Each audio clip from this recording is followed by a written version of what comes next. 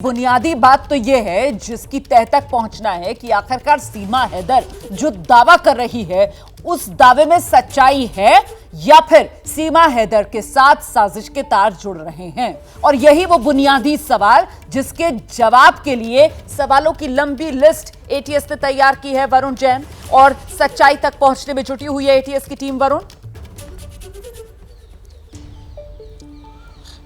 देखिए रुमाना, यहां पर एक बात बहुत महत्वपूर्ण समझने की है कि सवालों के जवाब हासिल करना या फिर सच को बेपर्दा करना यह अपने आप में बहुत अहम हो जाता है, क्योंकि एजेंसी जानती है कि जब भी कोई एजेंट इस तरीके से दूसरे देश में आता है तो एक स्क्रिप्ट तैयार की जाती है।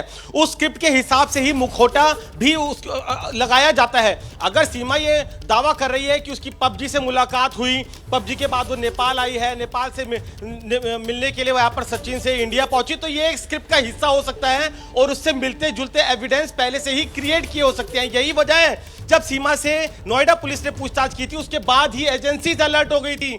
आईबी, रॉ सभी इस सच को बेपर्दा करने के लिए अपने लेवल पर काम कर रहे हैं।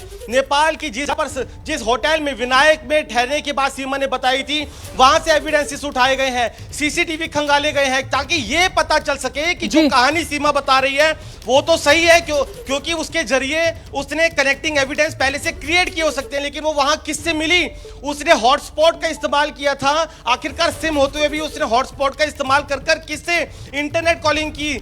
एजेंसी इस बात का भी पता लगा रही है कि जो दावे किए जा रहे हैं कि सीमा पाकिस्तान में सिंध में यहाँ रहती थी, उसका पति गुलाम है, पति तो गुलाम है, लेकिन कहीं ऐसा तो नहीं स्क्रिप्ट का हिस्सा हो, इसलिए उसको बेपर्दा करने के लिए। बिल्कुल, इसीलिए तस्दीक करना बहुत जरूरी है। रहिए मेरे साथ, मैं लौटूंगी आपके पास। संजय त्रिपाठी का रुख करते हैं। संजय, अब जिस तरीके से एटीएस इस पूरे मामले में जांच आगे बढ़ा रही है, क्या लग रहा है शुरुआती नजर में ये यकीन कर पाना पबजी वाला प्यार जिसके चलते गैर कानूनी तरीके से सरहद पार करके हिंदुस्तान आ गई सीमा हैदर, इस पर यकीन करना मुश्किल? संजय त्रिपाठी। बिल्कुल, जैसे मधिया खान अभी बता रही थी कि सीमा हैदर भारत में कैसे दाखिल हुई, ये सवाल अब पुराना हो गया है।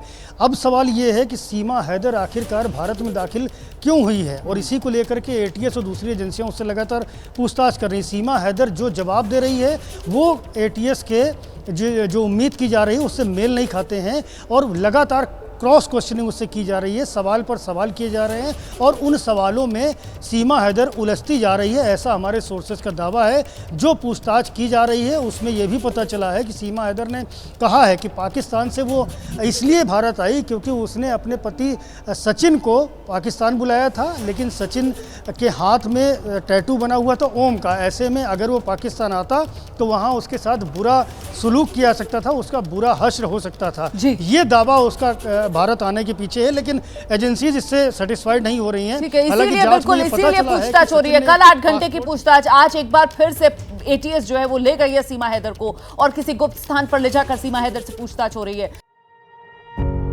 पत्रकारिता कोई इमोशन नहीं है, ना अपना कोई ज्ञान देना है और ना कोई विचार थोपना है। पत्रकारिता क्या है? पत्रकारिता का मतलब है सही जानकारी इकट्ठा करना और तथ्य बताना।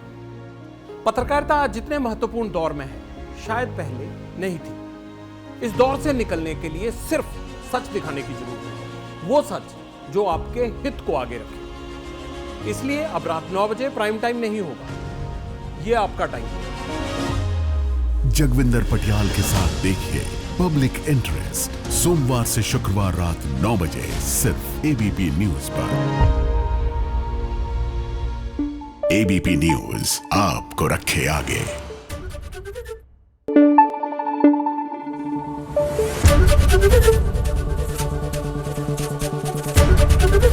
एबीपी न्यूज आपको रखे आगे।